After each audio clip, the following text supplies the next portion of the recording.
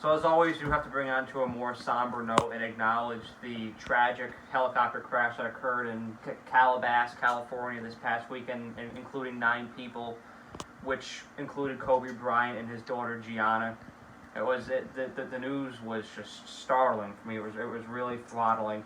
It was emotional. It didn't register with me at first. Like I didn't cry immediately. I just wasn't shocked. TMZ reported it, and I'm like, they're a credible source, but this may just tell me maybe there's a chance this isn't true. Yeah. So I just kept on looking, and then I saw that the New York Post confirmed it, the LA Times confirmed it, CBS confirmed it, and then eventually I got the notification from ESPN that it is indeed true. So it didn't register with me until I was watching ESPN that night. They had a tribute on ESPN2 at the Pro Bowl on the other channel, which was also very much affected by the loss of Kobe Bryant. Yep. And the reality was confirmed for me when I saw everyone gathering in front of the Staples Center, and I saw that MSG was going to be purple and gold that night, and that's when the waterworks started to happen. I broke down. It was really emotional. So, on that note, I'm going to hand the floor to you as a lifelong Laker fan. I am. Reflect on this and tell me your reaction. It's one of those things where it's like, you know, for us, Kobe ultimately, well, for me, I mean, I'm only, a year older than you? Yeah. And ultimately, Kobe was our MJ. Yeah, of our generation, absolutely. Kobe was our MJ. And, you know, whether you're a Kobe fan, a Laker fan, and if you're not, I mean, he's done so much for the game itself. It's hard to really to think about losing a legend at a young age of 41. I mean, that's too young for anybody. You know, when I got the news, I like you said, TMZ, I was 50-50 on it. And then, you know, as the reports started coming in more and more, it was very, it was hard. And obviously that news is tragic regardless, but then to also get hit with the news that his daughter was there too. Yeah. Alongside the other 7 individuals, it's hard because, you know, that's going to be a family who is now without a daughter, a sister, a father.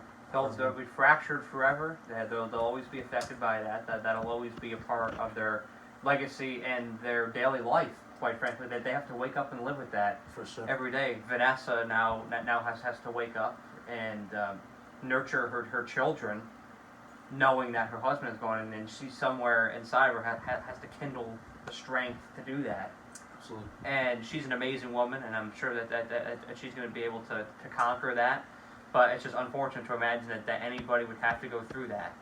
But accolades aside, Kobe Bryant's impact is solidified by his inspiration. I mean, I was always inspired by him. He's my second favorite basketball player of all time behind Michael Jordan. So I've always had the utmost respect for him and the Mamba mentality. Mm-hmm. He will be missed, and the one lesson that I can extract from this is to appreciate greatness while it is here. I know that it is very common in a cynical and inherently negative society to hate things that are great and want to root for the underdogs, and that's okay. All I'm saying is cherish the greatness while it is in front of you. We've been fortunate to experience an abundance of it in the 2010s. Absolutely. From the New England Patriots, from the Alabama Crimson Tide, to the beginning of Clemson, the Golden State Warriors, Tiger Woods, Tom Brady, whatever it may be, Patrick Mahomes, uprising. Acknowledge it, respect it, and cherish it while it's here, because you never know when it's going to be snatched from you. And you know, as you speak of the outside of basketball about Kobe, you know, I mean, the man won an Oscar. Yeah. You know, he wrote books. He had his basketball academy. You know, it's not just basketball. He had an impact on everybody, and that's why it was so impactful to everyone, because, you know, he's not just a basketball player.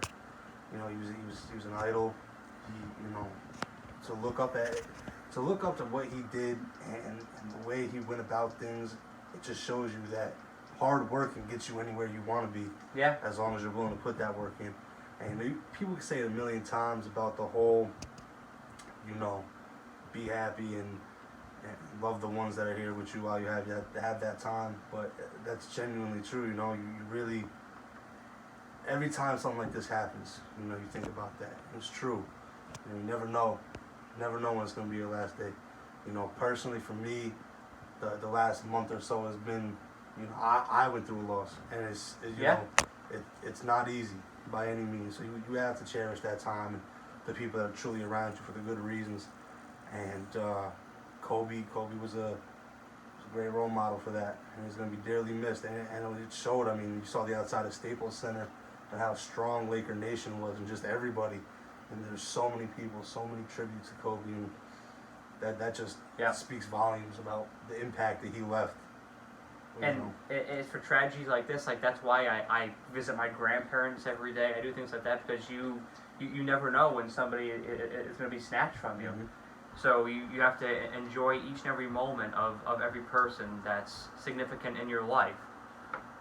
And that's what this really illustrates me. I mean, absolutely. So, for that being said, we love the Black Mamba. We're gonna miss him, and hopefully, even though it doesn't compare, hopefully, LeBron's gonna bring the Lakers to a championship this year, win it for Kobe, and bring it home to where it belongs.